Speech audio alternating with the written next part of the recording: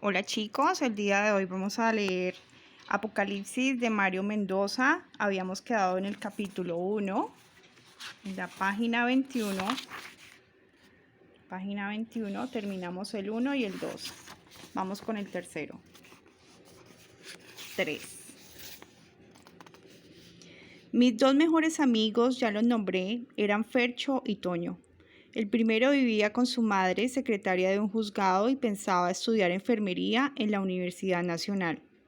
El segundo era hijo de un estafador profesional que estaba preso por habérsele comprobado desfalcos millonarios a la empresa donde trabajaba, y todos los domingos se la pasaba en la cárcel Modelo visitando a su padre y haciéndole un poco de compañía.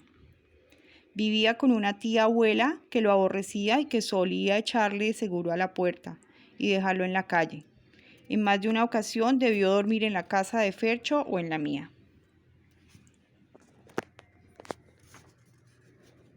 Toño tenía un hermano mayor que había cargado con la fama de ser un verdadero genio, un muchacho brillante con unas calificaciones salidas de lo común en el colegio, un joven que solo, por su cuenta y sin la ayuda de nadie, había aprendido a hablar inglés y francés, un joven que se la pasaba en la biblioteca Luis Ángel Arango consultando libros de todo tipo y que un día alcanzó el mejor puntaje en el examen de ingreso a la Facultad de Medicina de la Universidad Nacional.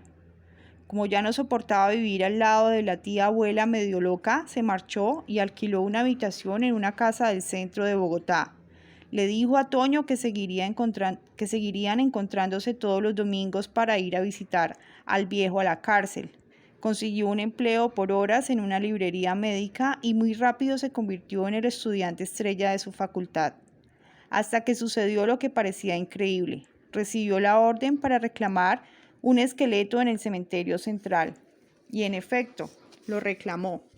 Limpió los huesos solo por encima, no con cal como se le había explicado su profesor de osteología.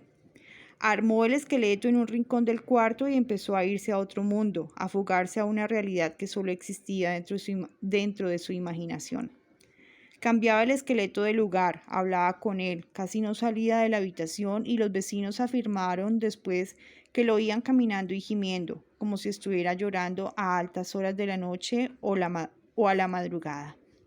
Empezó a escribir también una colección de poemas que tituló Palabras para una desconocida. Toño guardaba varios de ellos en una gaveta. Recuerdo uno que comenzaba diciendo algo así como: ahora que estás muerta, por fin te encuentro. Lo cierto es que a los pocos meses regresó al cementerio, pagó un dinero extra y averiguó que el esqueleto femenino que le habían asignado pertenecía a una mujer llamada Isabel, que había vivido en la zona colonial de la Candelaria y que la dirección era calle Novena, número 324. Ojeroso, flaco, delirante, el hermano de Toño se dirigió de inmediato a esa dirección. Se hizo pasar por un primo lejano de la mujer y se enteró de que había sido muy desdichada y que había muerto a los 42 años, después de un cáncer implacable que no le permitió salir de un hospital de caridad durante sus últimos 7 meses de vida. Enseguida, el hermano de Toño compró ropa femenina en los almacenes de la carrera 10ª, regresó a su cuarto y vistió al esqueleto. Su locura ya era motivo de burlas en todas partes. No volvió a la universidad y miles de versiones de su historia corrían de boca en boca por la calle. Al final desapareció por completo y la policía lo encontraba en la tumba 3100 del cementerio central, la misma donde había sido enterrada Isabel. El estudiante genial se había cortado las venas, se había metido en la tumba con el esqueleto de su amada y se había desangrado abrazado a esos huesos que lo habían conducido misteriosamente a la locura. Por eso los de Lolaya, nuestros enemigos acérrimos, cuando veían pasar a Toño de lejos, le gritaban frases como: búscate una menos flaca que la de tu hermano, o ¿dónde dejaste a tu cuñada, cabrón? La historia la sabía todo el mundo y el pobre Toño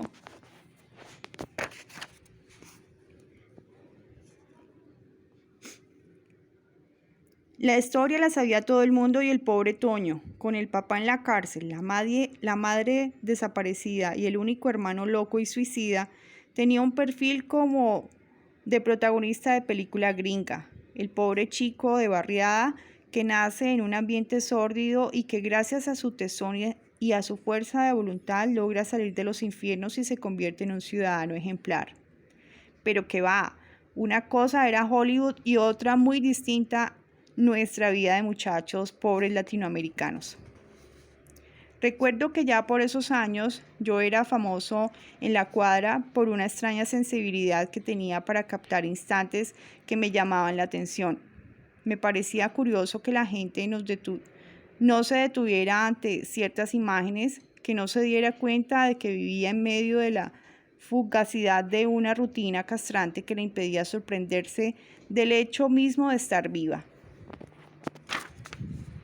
Iba para el colegio o estaba ayudando en la tienda de mi padre cuando de repente una sonrisa, una hoja de papel olvidada en un rincón o la luz que caía sobre la nuca de alguna persona en un atardecer multicolor me despertaban interés y me obligaban a detener ese momento en mi memoria. Poco a poco se me fue volviendo un juego que yo practicaba en silencio y que les comentaba a mis amigos como algo cuya trascendencia aún no entendía del todo. Llegué incluso a anotar en una libreta ciertas escenas que tenían algún tipo de brillo especial para mí. La cabellera de una de las vecinas escurriendo agua a la luz de las farolas de la calle, unas frutas podridas en un rincón de la tienda de mi padre, una rata gigantesca que asoma la cabezota por una de las alcantarillas del barrio, ciertas puertas coloniales de madera, los zapatos rotos de un compañero de curso.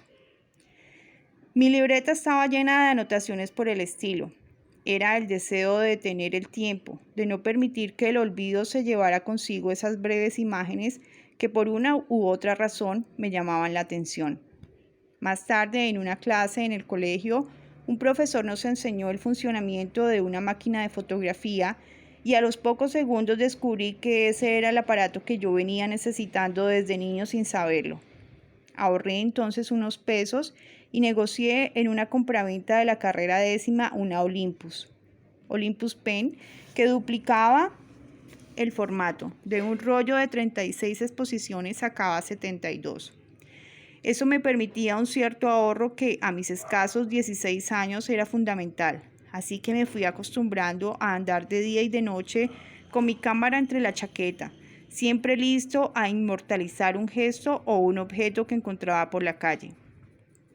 Cuando íbamos caminando con Antonio y con Fercho por la Candelaria, yo me detenía en un portal o en una casa en ruinas, sacaba mi máquina y disparaba cuadrando el ángulo de la imagen, la distancia, la luz. También, como es de suponer, tenía cientos de fotografías de mis amigos.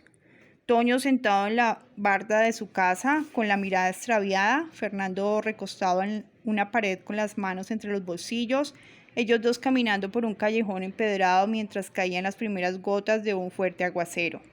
Me gustaba detener la vida, luchar contra el implacable paso del tiempo, impedir que la muerte se siguiera aproximando de una manera tan inexorable. Por eso mis amigos muchas veces no me llamaban por mi nombre, Marcos, sino por el apodo, fotógrafo. Solían decirme, ¿vamos a cine, fotógrafo? O, ¿qué dice fotógrafo? ¿Nos tomamos unas cervezas? También y en secreto llevaba una colección de fotografías mías, una especie de autorretratos que me iban confirmando mi entrada en la adolescencia y en la primera juventud. El acné, los primeros signos de bigote y de barba, una cierta dureza en la mirada que iba adquiriendo en la medida en que me alejaba de la niñez. Era como si me gustara vivir y al mismo tiempo irme vigilando mientras vivía.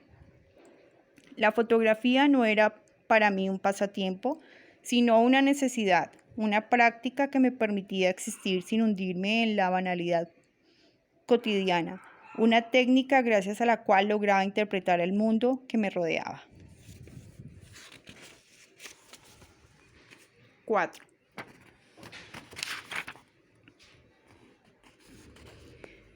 Una tarde entre semana le dije a Toño que quería ir a visitar a su padre con él al domingo siguiente. Me dijo que para qué, que una cárcel era un lugar sórdido y triste. Le contesté que quería conocerlo, que era el padre de uno de mis mejores amigos y que no era justo que esa parte de su vida continuara en secreto solo para él. Toño se sonrió y me advirtió que tenía que preguntarle para que no se fuera a molestar después. Listo, pregúntele, dije yo con seguridad, sin echarme para atrás. A lo largo de esos días preparé todo un reportaje gráfico sobre el barrio. Desde mi padre y su tienda de víveres hasta las habitaciones de Fercho y de Toño, pasando por cada uno de los vecinos, sus casas, el parque, la iglesia y hasta unas cuantas fotos que logré tomarles a los integrantes de la pandilla de Olaya desde lejos. Cuando el sábado en la mañana Toño me dijo, sí, que mi padre nos espera mañana. Yo ya tenía un rollo entero revelado, 72 exposiciones de lo que era la vida de muchos de nosotros en el barrio. Suponía que el viejo estafador encarcelado me agradecería el esfuerzo que yo me había tomado por mostrarle la vida que llevaba su hijo durante los 6 días restantes de la semana en los que él, su padre, no podía estar a su lado. El domingo en la mañana pasamos las requisas de rigor en la fila de ingreso a la cárcel modelo de Bogotá y entramos en ese inframundo donde varios grupos de hombres fumaban en el patio mientras nos miraban con desdén. Algunos jugaban cartas o ajedrez, otros conversaban apoyados en los muros, los demás acá hacían extrañas negociaciones en los rincones y los demás allá solo esperaban las visitas de sus familiares y amigos con la mirada nerviosa y expectante. Mario Lacruz, el padre de Toño, estaba con un compañero de celda fumando cigarrillos piel roja en un corredor lateral. Era un hombre corpulento de barba encanecida, con una chaqueta gruesa de invierno sobre los hombros y un gorro de lana en la cabeza. Nos estrechamos la mano a manera de presentación y me dijo, gusto en conocerte, muchacho. Te agradezco mucho la visita. Parecía un viejo pescador de película y le sonreí de inmediato con simpatía. Gracias por recibirme, señor. Ya era hora de que nos conociéramos, le dije sin amedrentarme. Nos hicimos junto a una caseta que había en el patio y el viejo pidió unas gaseosas. El otro recluso se había quedado en el corredor esperando a su respectiva familia. Solo estábamos los tres. Entonces saqué las fotografías de uno de los bolsillos de mi chaqueta y se las entregué al padre Antonio. Durante la requisa no había tenido ningún problema para pasarlas. Me preguntó asombrado, ¿qué es esto? Un regalo, señor. Es un reportaje de la vida cotidiana en nuestro barrio. ¿Así que estas son las fotos que tomaste esta semana?, preguntó Toño, también sorprendido. Sí, respondí orgulloso. Son un regalo para tu padre. Y nos sentamos en un rincón y empezamos a verlas una por una. Yo le iba explicando al viejo cada una de las imágenes y mis opiniones sobre los personajes que en ellas iban apareciendo, incluidos nosotros mismos, Toño, Fercho y yo. Mario Lacruz se sonreía de mis comentarios y pasaba a la siguiente fotografía. Cuando apareció la pandilla de Olaya le dije, son nuestros enemigos los de Olaya. No permitimos que entren al barrio por nada del mundo. Son más que nosotros, pero también son más cobardes. El padre de Toño me abrazó, guardó las fotos en su propia chaqueta y afirmó con la voz transida de emoción. Gracias, Marcos. Es el mejor regalo que me han hecho en muchos años. Al mediodía comimos ahí mismo, en la caseta central del patio de la cárcel, un sándwich con Coca-Cola cada uno, y después el viejo nos condujo hasta su celda para mostrarnos unos dibujos. Apenas entramos en ese recinto de 2 metros por 2 metros, sentí una fuerte impresión. Por todas partes, en las paredes, en el techo y pegados al armazón del camarote metálico que ocupaba la mitad del espacio, había unos dibujos a lápiz de indígenas recostados al lado de ríos caudalosos, de chozas perdidas en la mitad de la selva y de chamanes y brujos fumando tabaco con los ojos perdidos en la inmensidad del horizonte. La celda de Mario Lacruz era la entrada a otro mundo, una puerta que comunicaba con dimensiones desconocidas de lo real. ¿Todos estos dibujos son suyos?, pregunté, mientras mis ojos recorrían cada uno de los trazos. El viejo me contestó con otra pregunta. ¿Sabes quién es Gauguin? ¿Paul Gauguin? No, señor. Un pintor francés que abandonó a su mujer y a sus hijos para ponerse a pintar cuando ya era un hombre adulto. Al final estaba hastiado de todo, de una sociedad hipócrita, de doble moral, cobarde, violenta, injusta, que no quiere que nada cambie, y entonces se embarcó con rumbo a las islas de los mares del sur y terminó sus días entre los maoríes, soñando con convertirse él mismo en un salvaje más. No conocía la historia, dije sin quitarle los ojos de encima a los dibujos. Bueno, algunos de esos cuadros son reproducciones de cuadros suyos, otros son míos. Si me dieran la libertad ahora mismo, no me quedaría aquí entre los demás. Buscaría una comunidad indígena perdida en la selva del Chocó o del Amazonas y me iría a sembrar, a cazar y a pescar. Las palabras del viejo Lacruz quedaron suspendidas en el aire. Unos escasos rayos de sol entraban por una rendija estrecha y les daban a los cuadros un brillo especial, como si alguien estuviera iluminando desde afuera la celda con una linterna. Me imaginé cuántos años llevaba ese prisionero dedicado a sus bocetos y a sus cuadros, metido entre libros de arte, estudiando el estilo de ese artista que tanto lo obsesionaba, imitando sus paisajes y sus personajes, y un estremecimiento me recorrió el cuerpo entero. Tal vez ese hombre, como el pintor francés que admiraba, vivía hace tiempo en un remoto lugar, en medio de una tribu que no podíamos ver, junto a ríos y árboles y animales invisibles.